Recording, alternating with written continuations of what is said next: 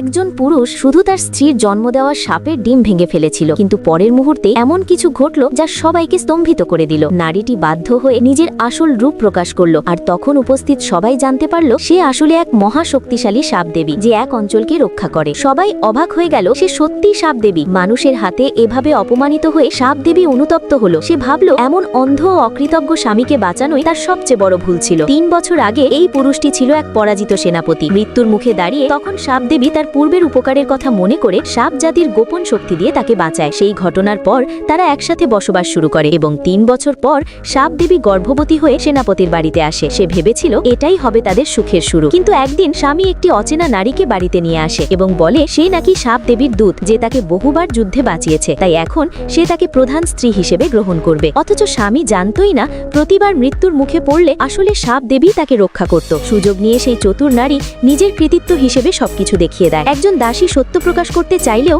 ঠিক তখনই সাপ দেবীর প্রসব বেদনা শুরু হয়। মানুষের চোখে নিজের অর্ধ মানব অর্ধ সাপ রূপ না দেখানোর জন্য সে সাপ দেবীর মন্দিরে গিয়ে প্রসব করে। দীর্ঘ কষ্টের পর সে 3টি সাপের ডিম দেয়, কিন্তু সেই দুষ্ট নারী সব দেখে ফেলে এবং মিথ্যা রটিয়ে দেয় সাপ দেবী নাকি এক ভয়ঙ্কর দানব। অন্ধ ও মূর্খ স্বামী তার কথা বিশ্বাস করে এবং সাপ দেবীর উপর নিষ্ঠুর শাস্তি দেওয়ার সিদ্ধান্ত নেয়। প্রসবের পর দুর্বল হয়ে পড়া সাপ দেবীকে বন্দী করে কারাগারে নিয়ে যাওয়া হয় এবং নির্মমভাবে নির্যাতন করা হয়। এতেও তাদের রাগ কমে না, তারা তার সদ্য জন্মানো 3টি ডিমের দিকেও হাত বাড়ায়। সাপ দেবী কাঁদতে কাঁদতে বলে ওগুলো তোমারই সন্তান, কিন্তু স্বামী কিছুই বিশ্বাস করে না। সে প্রথম ডিমটি ভেঙে ফেলে আর সঙ্গে সঙ্গে ডিমের ভেতরের শক্তি সাপ দেবীর শরীরে ফিরে আসে। সেই যন্ত্রণা শুধু একজন মায়ের পক্ষেই অনুভব করা সম্ভব। এরপর সে দ্বিতীয় ডিমটিও ভেঙে ফেলে। এবার সাপ দেবীর শক্তি কিছুটা ফিরে আসে আর তার আসল রূপ ধীরে ধীরে প্রকাশ পেতে থাকে। চতুর নারী ভয় পেয়ে যায়। সে আত্মা দমনকারী পেরেক বের করে, যা যে কোনো অতিপ্রাকৃত শক্তিকে দমন করতে পারে এবং অসহনীয় যন্ত্রণা দেয়। তারা সাপ দেবীর গায়ের আঁশ পর্যন্ত তুলে নেয়। শারীরিক যন্ত্রণা যতই হোক, তার চেয়েও বেশি কষ্ট দেয়